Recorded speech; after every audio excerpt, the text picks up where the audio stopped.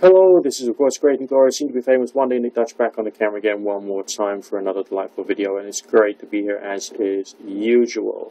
I've had a lot of requests to talk even more about astral projection, and there's been many more people who've been viewing and subscribing and commenting and all the rest of that kind of cool stuff on this one particular subject, because it's become really rather important to a certain group of people. I've promised one particular person that I'm going to do quite a long astral projection type meditation recording using suggestion from my voice. I don't think I'll probably go to the length of doing, binaural entrainment with it as well. Just me talking, taking you through the stages bit by bit and telling you what to visualize. So yes, I will be doing one of those things. I promise. Honestly, I do, okay? I totally promise. But let's just talk about this, okay? When you think to yourself, I want to control this like 110% reliably, it's possibly because you've seen people say that they could, like, totally reliably, go wherever they want to and control the forces of the universe or whatever the fuck it is that's going on inside their head at that particular time. By experience, the experience happens. It doesn't always happen when you want it to, okay? And often you can try really hard to make it happen, but you don't always get the quality of results that you want. It often works best if you're trying to do it experimentally, to do it between two people who've got a very good either friendship or love bond. And then you can do all kinds of strange thought transfer exercises. And after a while you might start to think that, okay, I had the experience of being actually projected, but was that just merely symptomatic of the fact that there's like thought transfer between minds on a global scale, hypothetically? These are just hypothetical, hypotheses that we generate as a result of having these experiences.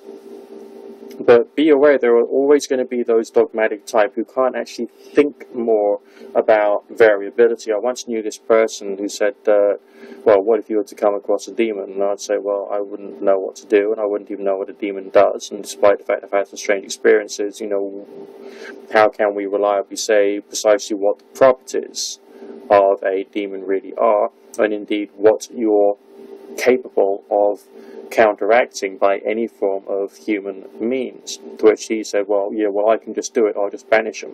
Well, that's rather thick, really, if you think about it, because that presupposes that he has total knowledge. That presupposes that he is, in inverted commas, powerful enough to be able to deal with whatever variety of entity he comes across in his astral projections or path workings or varieties of similar exercises, and that he is 110% sure, as a result of so much knowledge, experience, research, and all the rest of it, going on and on and on and on and on throughout space and time forever, which would of course be bull crap. To a infinite degree warp factor 9 bullcrap. Okay, we're talking about the bullcrap which makes like the most powerful black hole look like a gnat's fart. I mean, if there's some things that you don't know about, it makes you look and sound stupid when you make such a hard truth claim. You can make a hypothetical, okay? You can sell your own religious interpretation of things if you wanted to, but that wouldn't necessarily promote you to the world as someone who knew stuff. So, this attitude I'm giving you now, this goes alongside with claims of reliability. So, instead of saying, I want to control this 110%, okay, instead try and say something like, I'd like to try and experience this more and see what I can do with it. Because that becomes more realistic.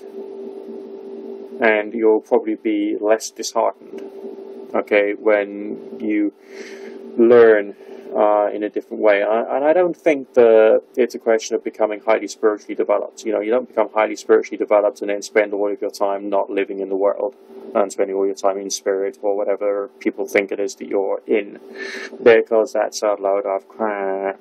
Okay, just like ignore people who talk like that. Just Get a bit more down to earth about this.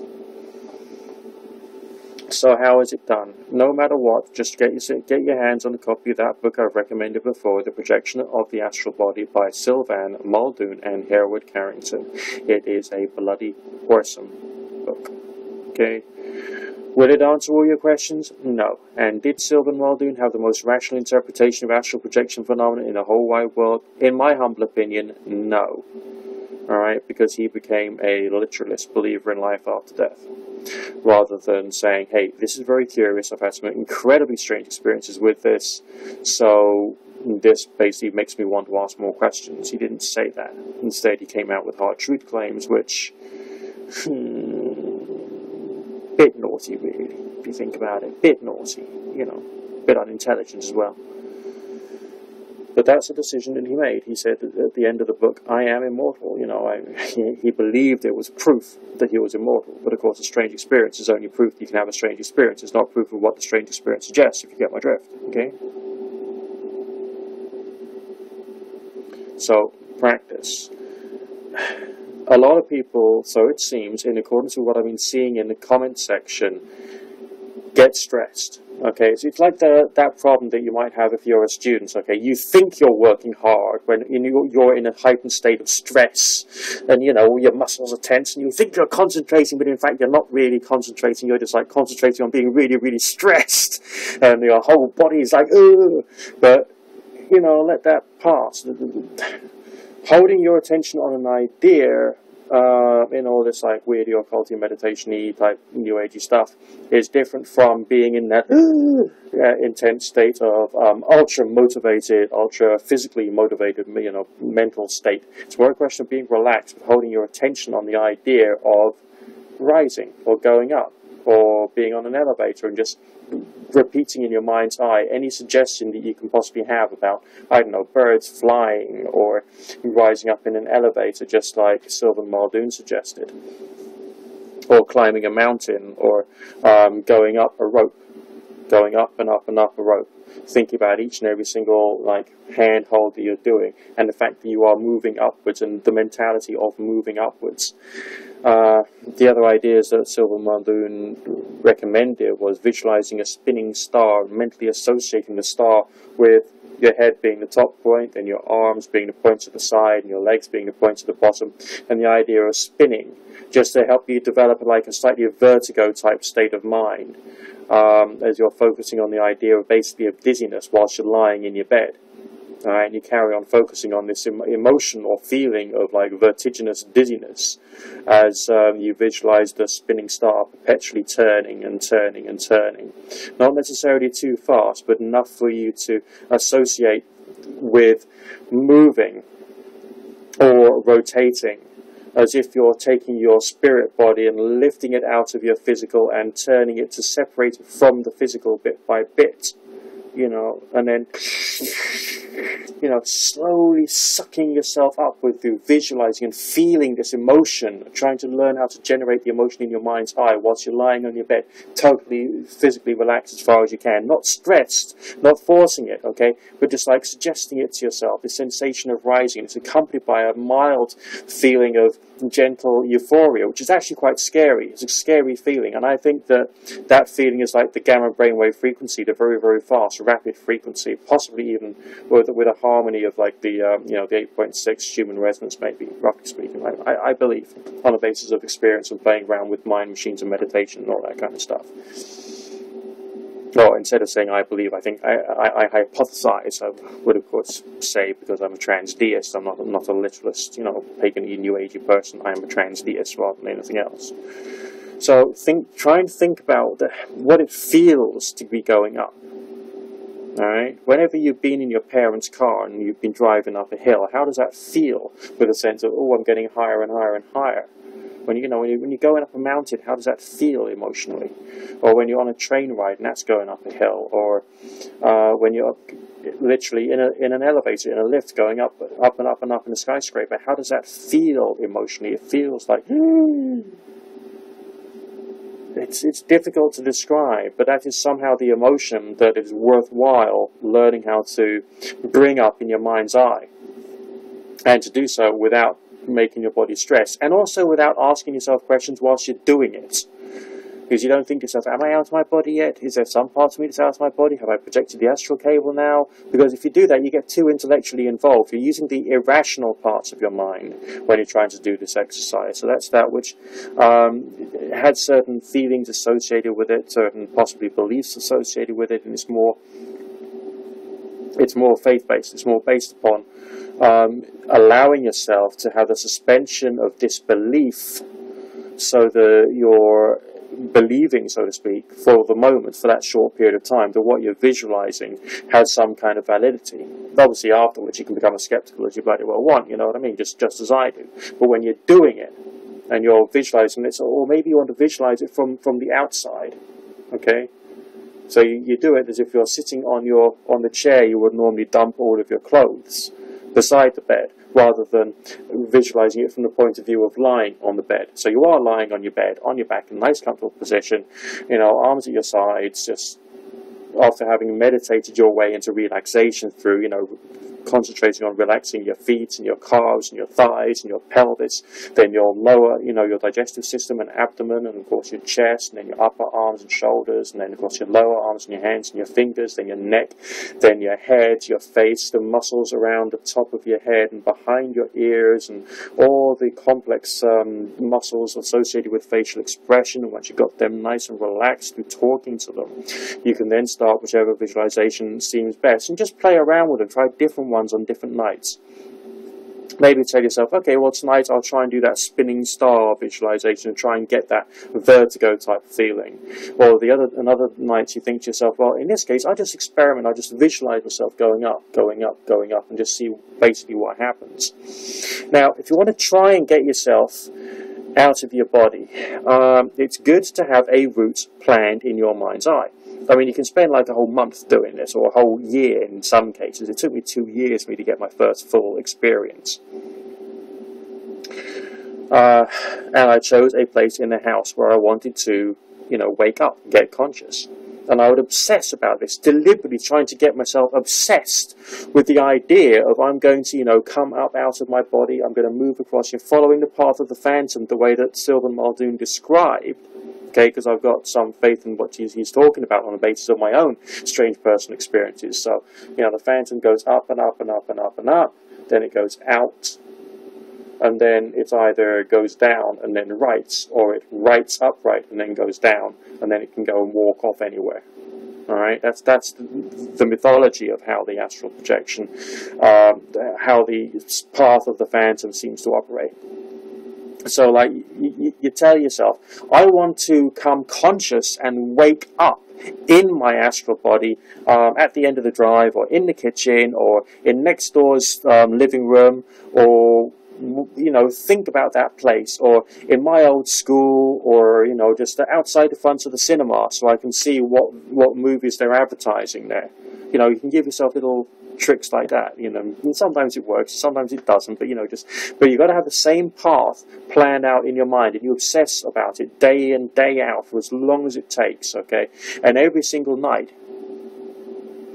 you try it, you give it a go, and if you fail, which you probably will about 99% of the time, or something crazy figure like that, okay, as far as conscious experience is concerned, I mean, complete, totally awake, just as I am now, type conscious experience, okay, then, you know, you don't worry about it. You think, oh, don't care, I'm doing it for a laugh, it's helping me with my concentration, whatever, you know, just carry on doing the next one, the next one, the next one, and so on and so forth. And it's a challenge. I mean, Sylvan Muldoon mentioned that when he's doing meditation upon his feet, was it Sylvan Muldoon? I can't remember now. Well, there was one person who said if you meditate on your feet, that helps to warm them up, because it does, basically. And then that helps you to get off to sleep. Now, you can use that to give you the conscious awareness of your physical form, because essentially you're creating this, or you're using or exploiting or making your conscious awareness of yourself in a physical shape appear outside of yourself. So being physically aware of your whole body is quite important. So, you know, look at yourself in the mirror, look at your Look at your shoulder and your spine in the mirror. Look at your back. Look at your backside. Whatever you know, the whole thing. Get a full 3D picture in your mind's eye as to what you look like. Because if you're going to visualize your body leaving, you know, your astral body leaving your physical, you've got to know what it looks like so you can visualize it, and so you can identify and think, yeah, that is me that's moving out of the physical.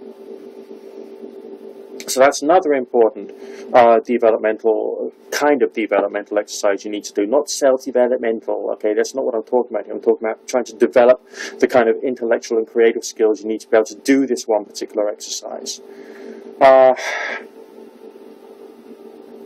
So there's lots of things to play with, you know, as far as trying astral projection. And the more you practice it, the more you become aware that you probably are doing astral projections when you're in various different forms of meditation. I mean, some of the really, really deep meditations that I do when I'm doing a visualization and a path working, when I'm doing it, I'm just aware I'm just imagining it, you know, it's just a visualization, you know. And then when I come out of it, bam, you get such a feeling of contrast between the seeming reality of the visualized world and then the physical reality, that you think to yourself, oh my God, I've actually come back. You know, you feel like you've moved into a new world. So you can then blend those two ideas, and you can try and do a path working based upon the ideas of an astral projection, and try and you know, immerse yourself into trying to change your sense of perception of self and perception of your environment as you're doing your astral projection visualization and taking yourself for a walk somewhere.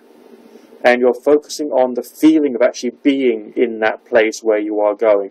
Do it slowly, maybe one step at a time, as you're walking through, or down to the park, or down to the shops, or down to the kitchen, or your girlfriend's bedroom so you can spy on her, or whatever it is. But you can't really do that, because if there's any sexual arousal going on inside your mind, you will then wake up physically, boom, you know, the astral comes straight back, because the physical body gets tense and excited, heart rate goes back up again, and then you're drawn back into the physical. So you can't do anything kinky, which is a real bastard, of course, if you're trying to do astral projection, whether you're a boy or a girl. Girls have sex drives too, they try and deny it, but you know, I know it's a fact, okay. So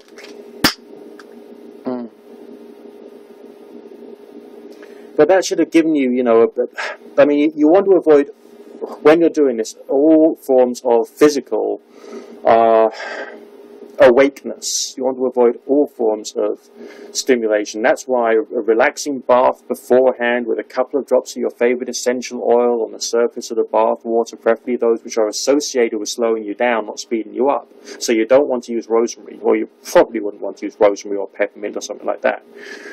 Maybe black pepper oil to help relax your muscles, just a few drops of that, maybe add a few, you know, whatever it is, whatever it takes to relax. You spend a bit of time in candlelight. Because then that's telling your brain that we're going into sleepy time now, because like the light level is lowered, so you're starting to move into relaxation. But when you're doing it, then it would be worthwhile writing down or dictating into a cassette recorder or anything about what you're intending to do that one particular night when you finally go to bed and you get yourself, you know, into sleepy mode. Because you're going to try and maintain conscious awareness with your entire body going as close to sleep as it possibly can, as well as maintaining that meditational awakeness state of mind that you do when you're in a path working, a very deep path working, obviously, that sort of thing. Letting it go even deeper, but trying to create the euphoria of rising. Now, I don't know whether any of this video has actually answered all your questions about astral projection. It probably hasn't. And it's become a bit of a ramble, and maybe it's been a bit entertaining for you guys as well. And that's part of the fun of you know, watching this on a YouTube video, because you get entertainment too. But what I've told you about is my, you know, my honest opinion on the subject. So choose which of these things you want to play around with and play around with it. Then move on to another lot of exercises and play around with that. And it's not a question of, oh my God, it doesn't work. It's a question of, who cares? I mean, this isn't going to make you win the lottery. This isn't going to make you, you know, give you the position running Microsoft. This isn't going to give you health of body. It certainly isn't going to get you, you know, the man and or woman of your dreams. It's just a way in which we create these experiences and see what we can do with them and have fun, because it seems to say something about us, because we have the capacity to have these strange experiences. The strange experience itself doesn't actually mean anything as far as we can tell, apart from the fact that we can have these strange experiences. We don't know. There's too many things that we don't know. And don't jump to conclusions. Just remember, a strange experience only means that you can have a strange experience. It doesn't necessarily mean to say what the strange experience in particular actually seems to imply by its nature. Look after yourself. Don't go crazy. Stay sane. Stay rational. Transdeism is cool. Okay. There. See you soon.